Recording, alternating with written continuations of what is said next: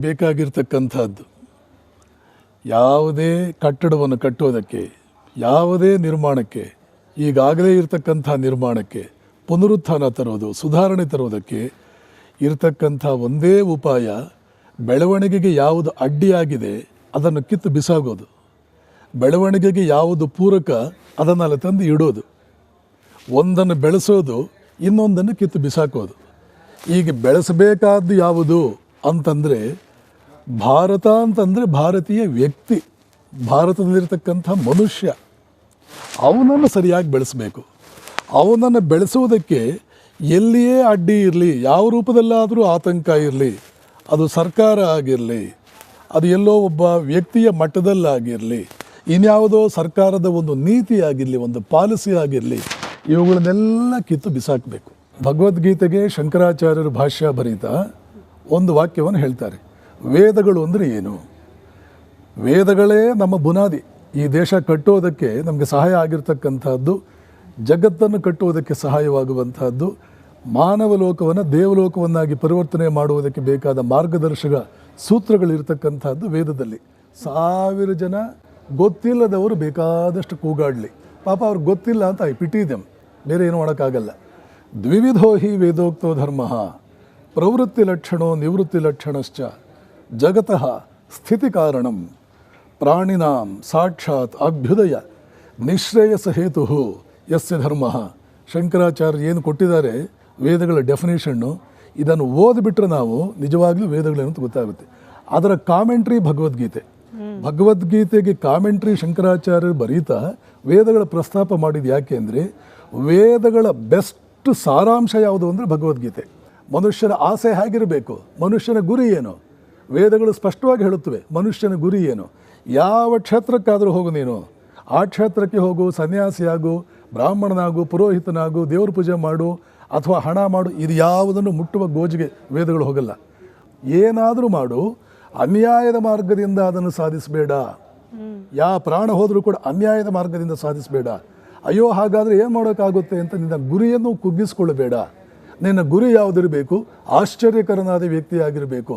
ಹಾಗಾಗಿ ಏನಾಗ್ತಾನೆ, ಮನುಷ್ಯ ಸೈನಿಕನಾದವನು ಚಕ್ರವರ್ತಿ ಆಗೋದಕ್ಕೆ, ಸಾಮ್ರಾಟನಾಗೋದಕ್ಕೆ ಹೋಗ್ತಾನೆ. ಸೈನಿಕನಾದವನು ಸಾಮ್ರಾಟನಾಗೋದಕ್ಕೆ ಹೋಗ್ತಾನೆ. ಎಲ್ಲೋ ಹೋಟೆಲ್ನಲ್ಲಿ ತಿಂಡಿ ತಂದು ಕೊಡ್ತಾ ಇದ್ದವನು ಹೋಟೆಲ್ನ ಮಾಲೀಕನಾಗೋದಕ್ಕೆ ಹೋಗ್ತಾನೆ. ಸಾಮಾನ್ಯ ವಿದ್ಯಾರ್ಥಿಯಾಗಿ ಇದ್ದವನು ಅಸಾಧಾರಣ ಒಬ್ಬ ವ್ಯಕ್ತಿಯಾಗುವುದಕ್ಕೆ ಹೋಗ್ತಾನೆ. ಹೀಗೆಲ್ಲ ಯಾಕೆ ಹೇಳಿದೆ ವೇದಗಳು ಅಂದರೆ, ಅಷ್ಟು ಶಕ್ತಿ ಇದೆ ನಿನ್ನಲ್ಲಿ, ಅಷ್ಟು ಶಕ್ತಿಗಳು ಇವೆ. ಸುಮ್ಮನೆ ಏನೋ ಒಂದು ಉಟೋಪಿಯನ್ ತತ್ವ ಹೇಳಿಬಿಡಲಿಲ್ಲ ವೇದಗಳು. ಇಷ್ಟೊತ್ತು ಹೇಳಿದೆ ಮಾತನ್ನು ಸರಿಯಾಗಿ ಜನ ಕೇಳಿಸ್ಕೊಂಡ್ರೆ ಅವ್ರಿಗೆ ಅನ್ವಯಿಸುವುದು, ಅವ್ರಿಗೆ ಅರ್ಥವಾಗೋದೇನು ಅಂದರೆ, ವೇದ ಅಂದರೆ ಮನುಷ್ಯನ ಶಕ್ತಿಗಳನ್ನು ಹೆಚ್ಚಿಸುವುದಕ್ಕೆ ಯಾವ ಟ್ರೈನಿಂಗ್ ಬೇಕೋ ಅದು. ಇದು ಒಂದು ಕೋಮಿಗೆ ಸೀಮಿತನಾ? ತಮ್ಮ ಶಕ್ತಿಗಳು ಜಾಸ್ತಿ ಆಗಬೇಕಾದ್ದು ಆ ಆಸೆ ಒಂದು ಕೋಮಿಗೆ ಮಾತ್ರ ಇರುತ್ತಾ? ಇಲ್ಲಿ ಗುಡಿ ತಂದ ನಾನು, ಗುಡಿ ಅನ್ನೋ ಪದ, ದೇವಸ್ಥಾನ ಅನ್ನೋ ಪದ, ದೇವರು ಅನ್ನೋ ಪದ, ನಾನು ಯಾರು ಎಕ್ಸಾಂಪಲ್ ಕೊಟ್ಟೆ? ಕಳ್ಳನ ಎಕ್ಸಾಂಪಲ್ ಕೊಟ್ಟೆ. ಮಹಾ ದುಷ್ಟನಾದವನು ಈಗಾಗಲೇ ಅರ್ಧ ಯೋಗಿ ಅಂತಂದೆ. ದುಷ್ಟತನವೂ ಕೂಡ ಯೋಗದ ಒಂದು ಪ್ರಕ್ರಿಯೆ. ದುಷ್ಟತನವೂ ಯೋಗದ ಒಂದು ಪ್ರಕ್ರಿಯೆ. ಎಲ್ಲಿ ಶಕ್ತಿ ಎನ್ನುವಂಥದ್ದು ನಿರಂತರವಾಗಿ ಉತ್ಪಾದನೆ ಆಗ್ತಾ ಇದೆ, ಶಕ್ತಿ ಬಿಡುಗಡೆ ಆಗ್ತಾ ಇದೆ, ಶಕ್ತಿ ಸಾಮರ್ಥ್ಯಗಳು ಅದ್ಭುತವಾದ ರೀತಿಯ ಪ್ರದರ್ಶನಕ್ಕೆ ಬರ್ತಾ ಇದೆ, ಅಲ್ಲೆಲ್ಲ ಯೋಗ ಕೆಲಸ ಮಾಡ್ತಾ ಇದೆ, ವೇದ ಕೆಲಸ ಮಾಡ್ತಾ ಇದೆ. 75 ವರ್ಷಗಳಿಂದ ನಮ್ಮವರು ಅದನ್ನು ಮುಂದುವರಿಸ್ಕೊಂಡು ಹೋಗ್ತಾ ಇದ್ದಾರಲ್ಲ. ಮೆಕಾಲೆನ 10 ಪಟ್ಟು ಇವರಿಂದ ದೇಶಕ್ಕೆ ತೊಂದರೆಯಾಗಿದೆ. ಶಿಕ್ಷಣ ವ್ಯವಸ್ಥೆ ದೇಶದ ಹಿತೈಷಿಗಳ ಕೈಯಲ್ಲಿ ಬರಲಿಲ್ಲ.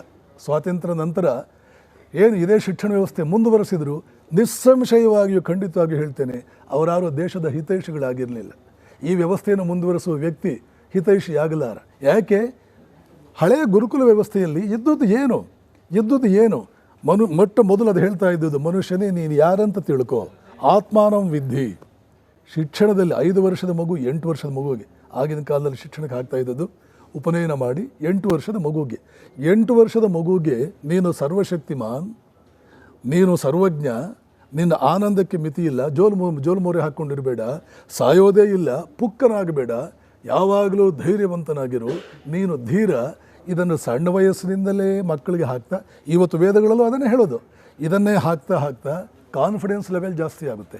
ಮೆಕಾಲೆ ಶಿಕ್ಷಣ ಪದ್ಧತಿಯಲ್ಲಿ ನಮ್ಮ ದೇಶದ ಬಗ್ಗೆ ನಾವು ತಿಳ್ಕೊಳ್ಳೋಣ ಅಂದರೆ, ಒಂದು ಪೇಜ್ನಲ್ಲಿ 2 ಕಡೆ ನೀವು ಓದ್ತೀರಿ ಭಾರತ ಸೋತು ಹೋಯಿತು, ಭಾರತ ಸೋತು ಹೋಯಿತು, ಭಾರತ ಸೋತು ಹೋಯಿತು. ಪುಟ್ಟ ಮಕ್ಕಳ ಮನಸ್ಸಿನಲ್ಲಿ ಸೋತ ದೇಶಕ್ಕೆ ಸೇರಿದವನು ನೀನು ಸೋತೆ, ನೀನು ಸೋತೆ, ನೀನು ಸೋತೆ ಅಂತ ಹೇಳ್ತಾ ಹೋದರೆ 18-20 ವರ್ಷ ವಯಸ್ಸಾಗೋದ್ರೊಳಗಡೆ ಅವನ ಕಾನ್ಫಿಡೆನ್ಸ್ ಲೆವೆಲ್ ಏನಾಗಬೇಕು? Please subscribe, like and share.